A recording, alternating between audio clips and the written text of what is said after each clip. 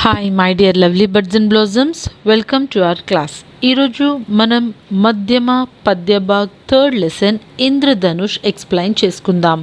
Indradhanush means rainbow. So rainbow ఎలా form అవుతుంది? మనం జనరల్గా రెయిన్బోలో ఉన్న 7 colours VIBGYOR colours at the time of raining sunrise మీద ఆ వాటర్ డ్రాప్ ప్లేట్ మీద సన్ రైజ్ పడినప్పుడు ఆ రిఫ్లెక్షన్ అనేది ఒక డ్రాప్ టు ఇంకొక డ్రాప్ కొలైడ్ అయ్యి మనకి రెయిన్బో అనే ఒక స్పెక్ట్రమ్ ఫామ్ అవుతుంది. చాలా కలర్ఫుల్గా మనకి ఆ కలర్స్ కనిపిస్తూ ఉంటాయి. అలాంటి రెయిన్బో చూడడానికి చాలా చాలా ప్లెజెంట్ అండ్ పీస్ఫుల్గా ఉంటుంది. సో ఈ ఇంద్రధనుష్ అనే పోయిటరీ ద్వారా కవి ఒక మంచి పోయిటరీ మనకి చెప్పాలనుకుంటున్నారు. So let's start with our lesson. ఈ లెసన్ మీకు పేజ్ నెంబర్ 15లో ఉంటుంది. कितना सुंदर कितना मनहर देखो यहाँ इंद्रधनुष निकला, नारंगी लाल हरा पीला बैंगनी आसमानी नीला, कैसा सुंदर यह चमकीला, किससे इनको यह रूप मिला, కేసే యహ ఇంద్రధనుష్ నికలా. సో మనం రెయిన్బోని చూడగానే ఎంతో ప్లెజెంట్గా ఫీల్ అవుతాం. వావ్, ఎంత బ్యూటిఫుల్గా ఉందంటాం, అవునా? దాన్ని చూడంగానే మనలో తెలియని ఒక హ్యాపీనెస్, ఒక ఎగ్జైట్మెంట్ కూడా వస్తుంది. దాన్ని చూడాలి అనే ఎగ్జైట్మెంట్ ఫీల్ అవుతూ ఉంటాం. ఆ ఇంద్రధనుష్ ఆ ఆకాశం మొత్తానికి కూడా ఒక మంచి బ్యూటీని అనేది ఇస్తుంది. Different colours orange, red, green, yellow, purple, sky blue, blue ఇలాగా విబ్జిఆర్ కలర్స్లో మనకి చాలా అందంగా కనిపిస్తుంది రెయిన్బో. అలాగా షైన్ అవుతూ ఒక రెయిన్బో ఆకాశంలో ఫామ్ అయినప్పుడు మనం అందరం కూడా ప్లెజెంట్గా ఫీల్ అవుతాం. सातों रंगों का अजब खेल यह कैसे अद्भुत बना खेल, तीनों लोगों की छवि उड़ेल, कि सांचे में यह सुघर ढाला जो इंद्रधनुष बनकर निकला. సో ఈ 7 కలర్స్ అనేవి ఎంత వండర్ఫుల్గా ఉంటాయి అంటే it's just like A game. ఎంతో అద్భుతమైన ఒక ఆటలా కనిపిస్తుంది. విచ్ మీన్స్ ఆ వాన పడినప్పుడు, ఆ సన్ రైజ్ ఉన్నప్పుడు అది రావటం, ఆ వాన పడడం ఆగిపోయిన తర్వాత ఎప్పుడైతే ఈ రిఫ్లెక్షన్ సన్ రైజ్ అనేవి దాని మీద ఆ వాటర్ డ్రాప్లెట్స్ పడినప్పుడు ఫామ్ అయింది. किस सांचे में यह सुघर ढाला जो इंद्रधनुष बनकर निकला. సో ఆ 7 కలర్స్తో ఫామ్ అయిన ఆ ఇంద్రధనుష్ అనేది మనల్ని చూడంగానే అట్రాక్ట్ చేసేలాగా ఉంటుందన్నమాట. అండ్ నెంబర్ ఆఫ్ పిక్చర్స్ కూడా మనం తీస్తూ ఉంటాం, అవునా? ఒక మంచి రెయిన్బో కనిపించింది అనుకో, వదిలేస్తామా? దాన్ని పిక్ తీసేదాకా ఆగం. సో అంత అద్భుతంగా మనల్ని అట్రాక్ట్ చేస్తుంది ఒక రెయిన్బో. దాని అపియరెన్స్ కూడా ఫుల్గా ఉండదు. ఆకాశంలో ఒక హాఫ్ రింగ్ లాగా ఫామ్ అయ్యి ఎవరో ఏదైనా ఒంపితే అది ఎలా జారుకుంటూ వెళ్తుంది, అలాగా హాఫ్ రింగ్ చక్కగా ఫామ్ అయ్యి మనకెంతో అందంగా కనిపిస్తుంది. అండ్ ఆ హాఫ్ రింగ్ కూడా చాలా అద్భుతంగా ఎవరో మౌల్డ్ చేసి అక్కడ పెట్టారా అన్నట్టు ఉంటుందన్నమాట. సో అంత అద్భుతమైన ఇంద్రధనుష్ అనేది మన నేచర్కి బ్యూటీని యాడ్ చేస్తుంది. यह कहा अभी तक लुप्त रहा, दिन उगने पर भी सुप्त रहा, किसी अंधकार में गुप्त रहा, फिर प्रकट हुआ दिन जहाँ ढाला. సో ఇది ఇప్పటిదాకా డిసపియర్ అయిపోయి ఎలా ఉంది? ఇంత అద్భుతమైన ఇంద్రధనుష్ మన కళ్ళకి ప్రతిరోజు ఎందుకు కనబడదు? సన్ రైజ్ అయినప్పుడు, సన్సెట్ అయినప్పుడు ఈ అందమైన ఈ నేచర్ ఎలా అయితే మనకు ఉంటుందో ఇంద్రధనుష్ కూడా రెగ్యులర్గా మనకి ఎందుకు కనిపించదు? అప్పుడప్పుడు మనకి రిమైండ్ చేస్తున్నట్టు ఆకాశంలో ఎందుకు కనిపిస్తుంది? అండ్ ఆ డార్క్నెస్ వెనకాల ఎందుకు అది దాక్కుంటుంది? వాన పడినప్పుడు మాత్రమే ఎందుకు వస్తుంది? ఇలా నెంబర్ ఆఫ్ క్వశ్చన్స్ కూడా మనం ఫీల్ అవ్వచ్చు అనమాట. అద్భుతం అనేది చాలా రేర్గా జరిగితేనే మనం ఆగి మరీ చూస్తాం, అంతే కదా? రెగ్యులర్గా ఉందనుకోండి, దాన్ని ఎవరు పట్టించుకోరు. సో మనం కూడా ఒక అద్భుతాన్ని క్రియేట్ చేయాలి. లైఫ్ ఎప్పుడు నార్మల్గా ఉండడం కాదు, ఒక మంచి పని అనేది మనం చేయాలి. దానివల్ల మన పేరెంట్స్కి ఎంతో గర్వపడేలాగా మనం వాళ్ళని ప్రౌడ్ ఫీల్ అయ్యేలాగా చేయాలి. సో ఆ మిరాకిల్స్ అనేవి ఎవరి చేతిలో ఉన్నాయి? కేవలం మీ చేతుల్లోనే ఉన్నాయి. ఎలాగైతే రెయిన్బోలో ఉన్న 7 కలర్స్ అట్రాక్టివ్గా మనకి చాలా ప్లెజెంట్గా కనిపిస్తుందో, అలాగే మీలో కూడా నెంబర్ ఆఫ్ క్వాలిటీస్ ఉంటాయి, నెంబర్ ఆఫ్ టాలెంట్స్ ఉంటాయి. సో ఆ టాలెంట్స్ అన్నిటిని కూడా ఇంద్రధనుష్ ఎంత బ్రైట్గా ఉంటుందో మీరు కూడా అంత బ్రైట్ అండ్ బ్యూటిఫుల్గా వాటిని ప్రజెంట్ చేయండి. ఆటోమేటిక్గా మీరు కూడా మంచి షైన్ అవుతారు. धरती को छूता कहीं दूर, ऊपर बादल तक है ज़रूर, ऐसा बलशाली कौन शूर, जो इससे सकता तीर चला, ऐसे यह ఇంద్రధనుష్ నికలా. సో అది భూమికి చాలా పైన ఆకాశంలో మనం ఇంద్రధనుష్ అనేది చూస్తూ ఉంటాం. అది క్లౌడ్స్ మధ్యలో నుంచి ఆ సన్ రేస్ వల్ల ఆ స్కైలో హాఫ్ రింగ్గా ఫామ్ అవుతుంది.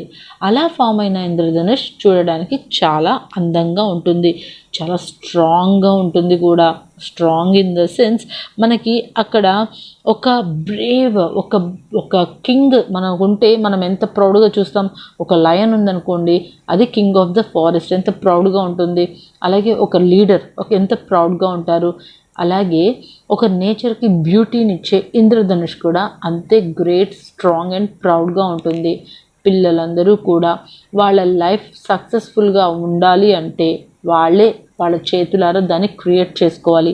అలా చేసుకోవాలి అంటే హార్డ్ వర్క్, డెడికేషన్, ఇలాంటి మంచి గుడ్ క్వాలిటీస్, కాన్సన్ట్రేషన్ లాంటి మంచి మంచి గుడ్ క్వాలిటీస్తో మీరు మీ లైఫ్ని మౌల్డ్ చేసుకోవాలి. అలా చేసుకుంటున్న ప్రతిసారి కూడా you will make the better than before. So keep trying very well. ఏది కూడా ఈజీగా క్రియేట్ అవ్వదు, ఇంద్రధనుష్ కూడా ఈజీగా క్రియేట్ అవ్వదు. ఆ స్పెక్ట్రమ్ ఫామ్ అవ్వాలంటే ఎలక్ట్రోమాగ్నెటిక్ బొంబార్డింగ్ ఇవన్నీ జరగాలన్నమాట. సో అక్కడ ఉన్న రిఫ్లెక్షన్స్ అన్నీ కూడా ఎలక్ట్రోమాగ్నెటిక్ ఫీల్డ్ జరిగి మనకి ఇంద్రధనుష్ అనేది అపియర్ అవుతుంది. ఎంతో ప్రాసెస్ ఉంటుంది. అది వితిన్ ఫ్రాక్షన్ ఆఫ్ సెకండ్స్ మన కళ్ళకు కనపడుతుంది. అలాగే వితిన్ ఫ్రాక్షన్ ఆఫ్ సెకండ్స్ అక్కడ ఎంతో పని జరుగుతుంది. సో మనం కూడా night by night, over night మనం ఏమి గొప్పగా సాధించలేము. బట్ డే బై డే కొద్దిగా హార్డ్ వర్క్ చేస్తే ఖచ్చితంగా ఎంత గొప్ప విజయాన్నైనా మనం సాధించగలుగుతాం. So this is your lesson Indradhanush. ఇంద్రధనుష్ ఎంత బ్రైట్గా ఉంటుందో మీ అందరి ఫ్యూచర్ కూడా అంతే బ్రైట్గా ఉండాలి. అలా బ్రైట్గా ఉండాలి అంటే చక్కగా హార్డ్ వర్క్ అనేది ఖచ్చితంగా చేయాలి. అప్పుడే మన ఫ్యూచర్ కూడా చాలా బ్రైట్గా ఉంటుంది. సో ఈ లెసన్ని మనకి ఇచ్చింది రాంపతి శుక్ల. పేజ్ నెంబర్ 16లో మీకు ఇక్కడ భావార్థ్ ఉంది. భావార్థ్కి మీరు ఈ పోయంకి భావార్థ్ రాయాలి. नारंगी, लाल, हरा, पीला, बैंगनी, आसमानी, नीला. संदर्भ: यह पद्यांश इंद्रधनुष नामक कविता से लिया गया है. इस कविता के रचयिता श्री रामपति शुक्ल है. भावार्थ: कवि आश्चर्यचकित होकर पूछते हैं, नारंगी, लाल, हरा, पीला, बैंगनी, आसमानी, नीला, इन 7 रंगों का यह सुंदर और चमकीला रूप इंद्रधनुष को किसने मिला? यह इंद्रधनुष कैसे निकला? सेकंड पोयम, यहाँ कहाँ अभी तक लुप्त रहा. सो ई पोयम की भावार्थ: कवि आश्चर्यचकित होकर पूछते हैं, यह इंद्रधनुष अब तक कहाँ छिपा हुआ था? दिन होने पर भी कहाँ सोया हुआ था? किसी अंधेरे में छिपा हुआ था, फिर अचानक एक क्षण में कैसे बाहर निकला? Short answers. फर्स्ट क्वेश्चन, इंद्रधनुष में कितने రంగ్ దికాయి పడితే హే. సో ఇంద్రధనుష్లో మనకి ఎన్ని కలర్స్ కనిపిస్తాయి?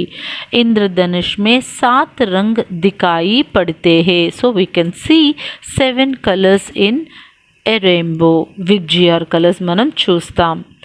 ఇంద్రధనుష్ कैसे प्रकट होते हैं? How Indradhanush is appear. इंद्रधनुष दूर तक जमीन को छूते हुए प्रकट होते हैं. So at the end of the earth అది రౌండ్గా ఒక మంచి హాఫ్ సర్కిల్ సెమీ సర్కిల్లో ఆకాశానికి తాకుతూ చక్కగా అందంగా ఫామ్ అవుతుంది.